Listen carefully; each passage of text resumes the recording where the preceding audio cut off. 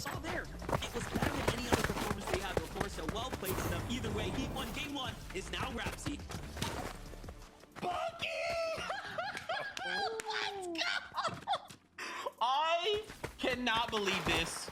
Bucky, let's go. Grand finals time. Now we're gonna look to try and compete, make it to the summit. You know, Vivid, I think it's really funny that you brought up right before this. We're watching this kind of unfold, and we look up and we're like, oh, wow, Bucky, Zen on height, 9 zone. That's crazy. What did you tell us, Vivid? What did you tell us? So I was watching Aussie earlier, right, doing a little viewing party of E, and he was like, yeah, listen, guys, we're going to be watching NA later. We have to kind of like hate watch Bucky because we don't want Bucky to do good this season, because if he qualifies and plays in the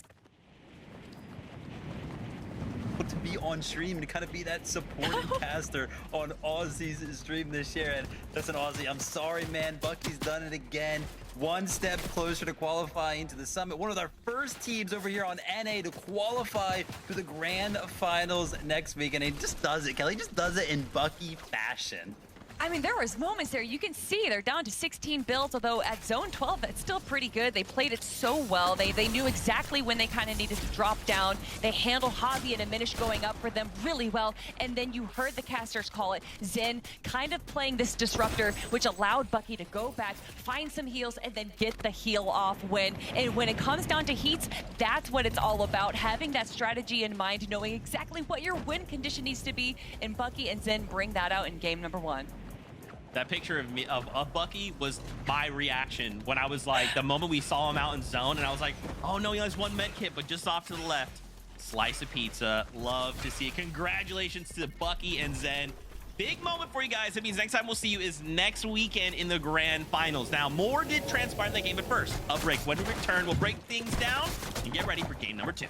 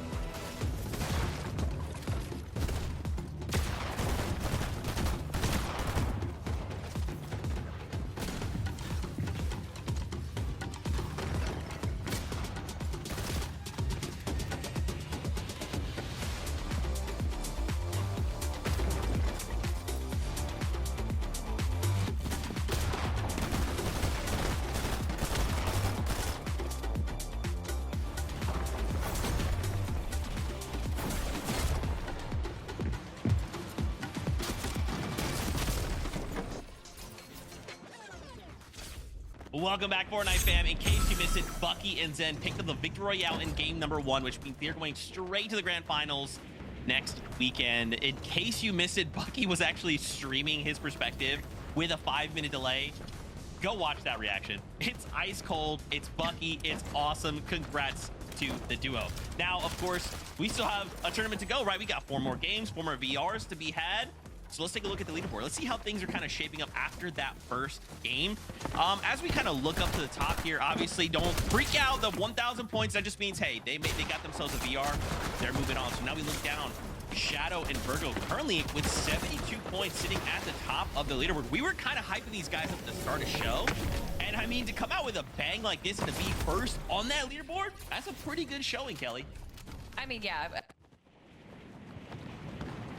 Has just been such a top competitor for so long, and to see them kind of running the low ground right here, playing so well, especially when they're kind of going up against a lot of other big names that kind of were relegated to low ground there, for them to kind of play the side, play it passively, not necessarily go for eliminations like we've seen them do in the past though, Vivid, and just play out the game, that's what I like to see. Yeah, incredible for them to kind of make it all the way to the end game. We were kind of talking about it after the game ended, man. All of our top teams that we were kind of expecting to do well today were all alive towards the end of that one, and you can see it on the leaderboard. It shows it. Ritual and Adris following up just 5 points behind Shadow and Virgo. And yeah, they were actually just playing that end game very, very well. Like, obviously, we know high ground always does good. Low ground always does good, usually in the past couple of metas. But Ritual and Adris, they were actually playing the majority of this end game throughout that mid ground, just picking up enough elimination to go ahead and sustain throughout all of that. It just worked so well for them. And they did need a little bit of a solo clutch towards the end because one of them did go down, but just worked out so well. I mean, second on the consistency leaderboard right now. Absolutely phenomenal spot to be sitting.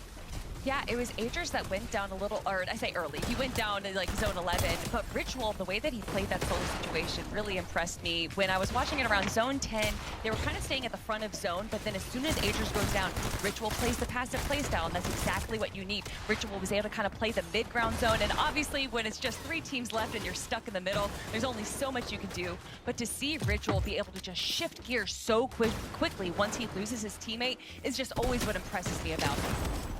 Yeah, we love Richie on this broadcast, okay? And we will for... in third place, Javi and Diminished. Obviously, at the beginning of the show, you know, Kelly pulled out a conspiracy board, and we had to cut her off before she got to talk about Javi and Diminished. What are you talking about? But man, to see these guys now in third place as well. I mean, guys, this is looking really good, and I have to say, just a fantastic start. You know, the first game of FNCS back, I love to see that, but talk to me about Javi and Diminished. We didn't have time to talk about them in the beginning of the show, but these guys are currently sitting in third place. That's pretty dang good. I mean, coming out of heats in first place, although it is heats, that is still incredibly impressive. They're also landing Dark Dominion, uncontested right now in this heat. Honestly, everything is just spelling for their success, Vivid. Yeah, just doing super, super good. One of the other teams that we're going to be watching today, Visual and Raids, of course, well-known duo. It's actually their trio mate in Diminished, right? So when we kind of talked about, or when we kind of mentioned Visual and Raids ending the year with double force in Major number 2 and Major number 3, Diminished was right there with them. So finished the year very, very good last year as Diminished, and then we can go ahead and pick up Javi right here. Not necessarily a player known for any pop-up performances or any like notable placements in FNCS Grand Finals, but for some reason, like Kelly mentioned, coming out of the play-ins, they got first place there, so they were like the best team kind of coming into heats. They got thrown into heat number 1, and kind of seeing them in the end game, they did have that high ground for a split second at the end of that game, so would not be surprised to kind of see them continue to find success in the end game, playing so good. And you know, like, I just feel like this is such a different like tone of FNCS, right? Because normally it's like, oh, we're just in Major 1, we're playing for Grands, but now it's like Grands, yeah, that's pretty good, but there's also a Summit like right after that. That seems pretty good. Maybe I want to try and make that. So I don't know, I think a lot of these teams are thinking the same thing. How do we secure a spot on the battle bus going to the Summit? With that being said, though, we'll talk about that more later on. For now, game number 2 is ready, so casters, over to you. Already things are heating up. A huge battle for the high ground. Multiple teams involved, but congratulations again to Bucky and Zen. But 1 game down, 4 games left to go. Instead of the usual 6, Monster, things will continue to fly by. Yeah, and I mean, the vibes are looking pretty good right now. If you're Ages of Ritual, though, talk about just control, right? This should be a shoe-in for them moving forwards again. At this point in time, they've got everything they need to go ahead and push it through. And Shadow, of course, popping off of Virgo hasn't looked any better. I'm really excited after seeing game one, and almost just got a sample of what this team, of course, has. Yeah, we saw a little bit in EU where there was like a point threshold where a team, I think in 9th place, went down and they lost their shot at the actual finals compete. They're gonna have to play for LCQ. So as the day continues to progress, I'm gonna be looking at some of those teams on the bubble and how well they hold on to the pressure. But game 2 is here, so let's jump right in.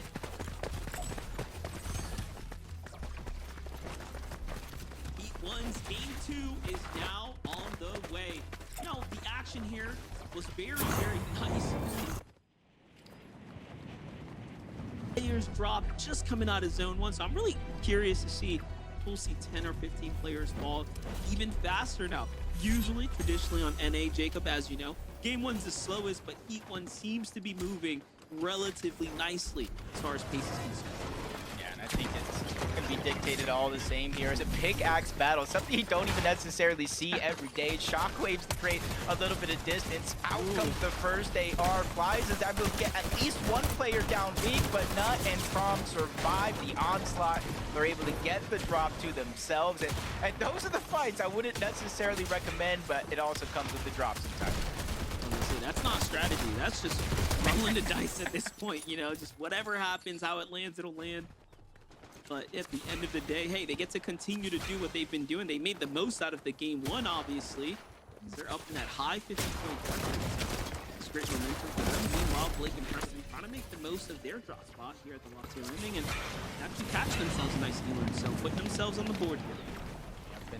Throughout most of the season, too, Blake was somebody through different teammates that always landing towards Fort Field. And I'm not sure what prompted the change, but maybe if you know you're going to be contested, because that's what history says for someone like Blake, might as well make it worth it. Switch on over towards Latte Landing, so if you do win the fight, you get a lot for it. They already have one elimination, and they're just looking for that solo player, Plezzy, who's just hiding around the corner. And so it's very, very important for Blake and Preston to check all of these corners together as a team so they can at least trade out the shots. Plezzy hits the first. Blake gets dropped down to about 50 HP. Quickly slides out the window. Now trying to put some damage on Preston, but that time and moment has come and gone.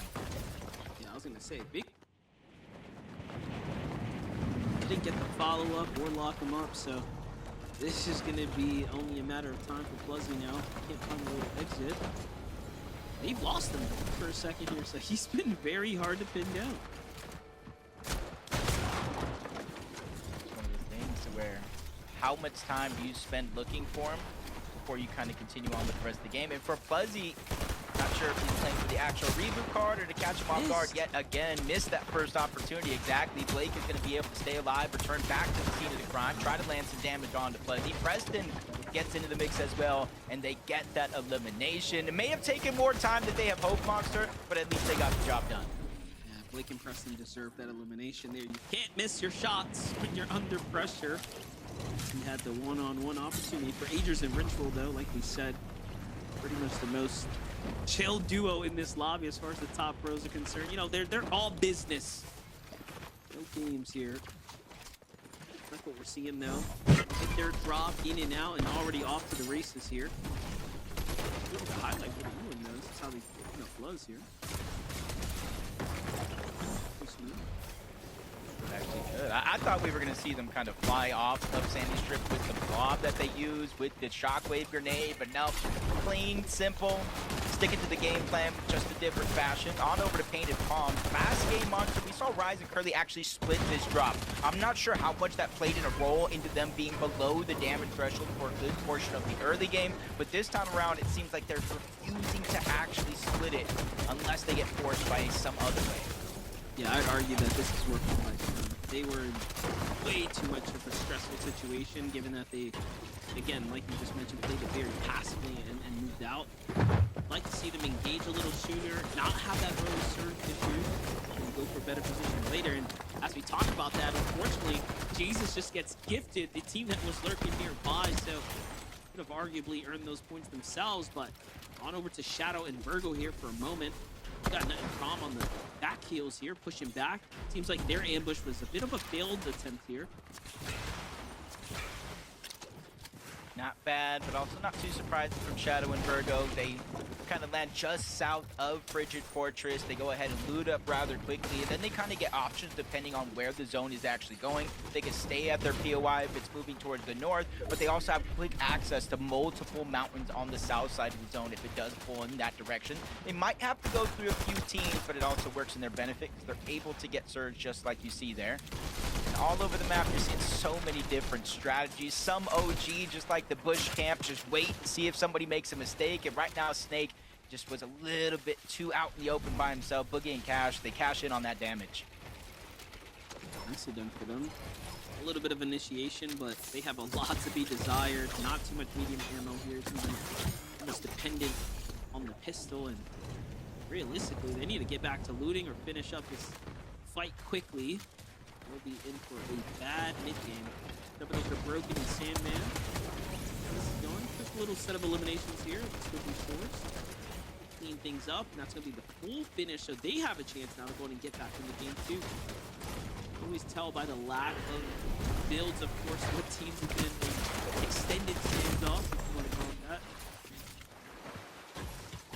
Especially a spot like this where you can easily max out your break, 500 mats there, but seeing how they actually were able to pick up that elimination kind of quickly in a 2v1, and that's what happens when you have the numbers advantage. Some teams will back off, let the solo escape, maybe go for the reboot later. Others just simply play aggressive. 3 points per elimination when it's 5 teams getting in through a win, that top 10 going to the leaderboard. Sometimes 3 points. We've seen FNCS decided by this.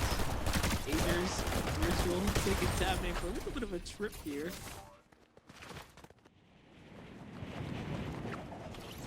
Where they throw him in the reboot van and just hold him down. Oh no! Is that what they're doing? Do they have that much time right now? What's going on?